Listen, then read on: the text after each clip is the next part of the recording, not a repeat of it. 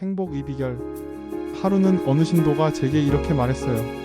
스님, 제가 지금껏 절에 다니면서 불전함에 돈을 수도 없이 넣어봤지만 아무 효과가 없더라고요.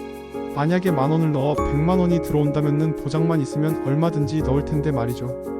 10,000원을 넣고 100만원 받기를 바란다면 그건 투기심에 지나지 않습니다.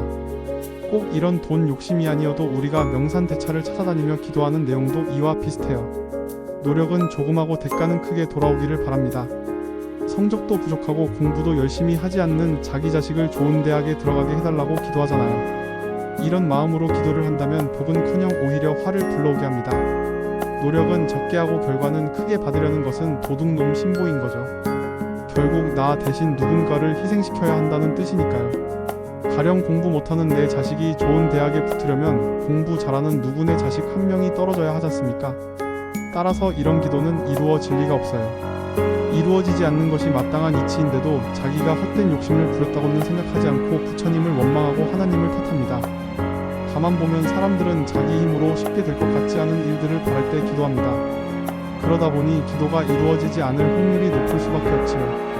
그래서 우리 삶은 즐거움보다 괴로움이 더 많은 거예요. 세상살이가 우리가 원하는 대로 이루어지면 좋겠지만 원하는 대로 이루어지지 않는 게 현실입니다. 원하면 다 이루어진다 는 말은 환상이고 욕심일 뿐이에요.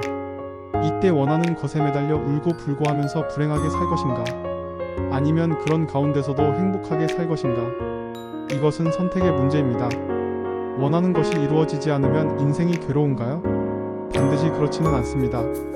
다 이루어져야 한다는 생각을 갖고 있기 때문에 이루어지지 않을 때 괴롭지요. 이런 생각이 없다면 이루어지면 좋고 안 이루어져도 그만이에요. 일은 내가 하지만 일이 이루어지는 것은 내가 의도한 대로 모두 되는 게 아니라 주변 상황과도 맞아 떨어져야 합니다. 이 이치를 알면 원하는 것이 이루어지지 않더라도 크게 실망하지 않을 수 있습니다. 사람이 때론 실패도 하고 때론 좌절도 해야 굳건한 성장을 합니다. 식물도 계속 웃자라기만 하면 열매도 못 맺고 도중에 꺾이지 않습니까? 어떤 일이 이루어지든 이루어지지 않든 그 과정에서 이미 행복을 결정할 수 있습니다. 그런데 우리는 보통 내가 원하는 대로 내가 하고 싶은 대로 되는 게 행복이고 자유라고 생각합니다. 하지만 세상 일은 내가 원한다고 다 되는 것은 아닙니다. 객관적인 상황이 그렇게 될 때도 있고 그렇게 되지 않을 때도 있습니다. 따라서 외적인 조건과 상황에 따라 행복하기도 하고 불행하기도 한 행복은 기껏해야 반쪽짜리에 불과합니다. 그런데도 자신이 원하는 대로 이루어지기만을 바라는 마음을 움켜쥐고 있으니까 당연히 불행하다고 느끼는 경우가 생기는 거예요. 어느 마을에 부지런한 농부가 살고 있었습니다. 일찌감치 내일 논에 농약을 쳐야겠다고 마음먹고 저녁 내내 만반의 준비를 했습니다. 그러나 비가 오는 날에는 농약을 못 치거든요. 그래서 농부는 부처님에게 부탁을 좀 해야겠다고 생각하고 잠자기 전에 기도를 드렸어요. 부처님, 내일 농약을 치려 하니까 비 좀 안 오게 해주세요. 그런데 아침에 일어나니까 비가 부슬부슬 옵니다. 아니? 농약 좀 치겠다는데 날씨가 내내 맑다가 하필이면 오늘 비가 오냐? 부처님께 기도해도 소용없네. 이렇게 불평합니다. 결국 농부는 기분이 나빠 술을 마십니다. 한참 뒤에 기분이 풀어져서 마음을 고쳐 먹습니다. 어차피 오는 비를 어떡하겠나. 비도 오니 내일 아침에는 아래밭에 고추 모종이나 옮겨 심어야겠다. 농부는 잠들기 전에 다시 한번 부처님께 기도를 드립니다. 부처님, 이왕 오는 비 계속 내리게 해주세요. 그런데 아침에 일어나 보니 날씨가 화창하게 개었어요. 농부는 이제 성질이 팍 납니다. 도대체 이놈의 날씨가 청개구리인가? 이래라 하면 저러고 저래라 하면 이러고. 이러면 어떻게 농사를 짓고 살겠나? 정말 농사 못해 먹겠네. 그러고는 또 술을 마십니다. 농사꾼이 이렇게 생각하면 농사를 망칩니다. 우리가 자식 때문에 못 살겠다. 남편 때문에 못 살겠다. 직장 상사 때문에 못 살겠다.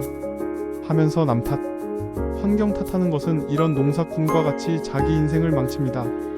그렇다면 농부가 농사를 지을 때는 어떤 자세를 가져야 할까요? 밤이 되면 마음 편히 잠을 자는 겁니다. 아무 생각 없이 실컷 자고 일어나서 밖을 내다보니 하늘이 맑다면 날씨가 좋네. 윗논에 농약을 쳐야겠다 하면서 농약을 칠 준비를 하고 가랑비가 보슬보슬 내리면 오늘 아래밭에 모종을 내면 딱 맞겠다 하고 나서면 됩니다. 만약에 비가 장대같이 쏟아지면 요새 일만 하느라 힘들었는데 오늘은 막걸리나 한잔하며 쉬어야겠다. 이러면 되는 거예요. 농부가 자기 기대와 고집을 내려놓지 못하면 농사 짓는 게 힘든 것처럼 우리 삶도 마찬가지예요. 주변 환경은 늘 변합니다. 그런데 이건 이래야 하고 저건 저래야 한다는 바람과 고통을 내려놓지 못하면 환경과 조건에 따라 끝없이 흔들리게 되어 괴로움에서 벗어날 수가 없습니다. 행복의 기준을 미리 정해놓고 그 길만 고집한다면 도리어 행복에서 멀어집니다. 반대로 내가 기대한 대로 돼야 한다는 고집을 내려놓고 인연따라 지혜롭게 대처할 때 행복도 찾아옵니다. 그런데 사람들은 이 움켜진 마음은 그대로 두고 자꾸 특별한 행복의 비결을 요구하는데 왜 그럴까요? 자기가 세워둔 기대는 허물지 않고 자꾸만 그 뒤에 무엇인가를 더 쌓고 얻으려고 하기 때문입니다. 이것도 해서 얻고 싶고 저것도 해서 얻고 싶고 이렇게 하면 빨리 얻을 것 같고 저렇게 하면 더 빨리 얻을 것 같기 때문이에요. 어떤 사람이 왼쪽에 불덩어리를 들고 뜨겁다고 고함을 칩니다. 하도 고함을 치니까 제가 이렇게 말해요. 뜨거우면 내려놓으세요. 이때 불덩어리를 든 사람이 되묻습니다. 어떻게 놓습니까? 방법 좀 알려주세요. 그런데 이 사람이 정말 방법을 몰라서 못 놓는 걸까요? 말로는 놓고 싶다고 하지만 사실은 놓고 싶지 않은 거예요. 그러면서 자꾸만 내려놓는 방법을 알려달라는 거죠. 이럴 때 제가 해줄 수 있는 답은 하나밖에 없어요. 그냥 내려놓으세요. 그러면 그 사람이 다시 물어요. 그냥 어떻게 내려놓아요?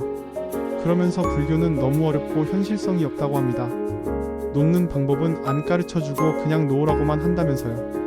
자기가 움켜쥐고 있다는 사실은 외면한 채 남이 어떻게 해주기만을 바라니 해결이 안 나는 거예요. 그래서 제가 할 수 없이 말하죠. 그러면 오른손으로 옮겨보세요. 그제야 불덩이를 들고 있던 사람의 얼굴이 환해지면서 왜 이런 좋은 방법을 이제야 알려주느냐라고 합니다. 그런데 이 방법이 오래 갈까요? 아니에요. 금세 또 오른손이 뜨거워서 못 살겠다고 아우성칩니다. 방법을 몰라서 못 놓는 것이 아니라 놓기 싫어서 안 놓고 있는 것 뿐이에요. 손이 타 들어가는데도 집착을 못 버리고 아우성을 치면서 그것을 움켜쥐려고 하는 거예요. 왼손에서 오른손으로 옮기는 것은 우선은 두 가지를 다 만족시킵니다. 즉 당연한 뜨거움도 피하고 물건도 아직은 내 손에 움켜쥐고 있기 때문에 좋은 방법이라고 생각하지요. 하지만 이것은 괴로움에서 벗어나는 근본적인 방법이 아니에요. 대부분의 사람들은 놓기 싫은 마음에 그냥 움켜쥔 채 당장의 뜨거움만 피하려고 합니다. 그래서 놓아라라고 말하면 현실성이 없다 하고 왼손으로 쥐어라라고 가르쳐주면 참 좋은 방법이다 라고 말하지만 결국 다시 뜨거워집니다. 오른손에서 왼손으로 옮기는 것은 그저 하나의 임시 처방일 뿐입니다. 행복해지기 위해서는 뜨거운 걸 알면 그냥 놓아버려야 합니다. 물론 이런 이치를 깨달았다 하더라도 그동안 살아온 습관이 남아있기 때문에 순간순간 움켜쥐고 괴로워할 수는 있어요. 그러나 내려놓으면 된다는 것을 아는 사람의 괴로움은 오래 가지 않습니다. 집착할 때 잠시 괴로울 뿐 그 괴로움이 지속되지 않아요. 그는 이미 이전과는 다른 지혜로운 사람입니다.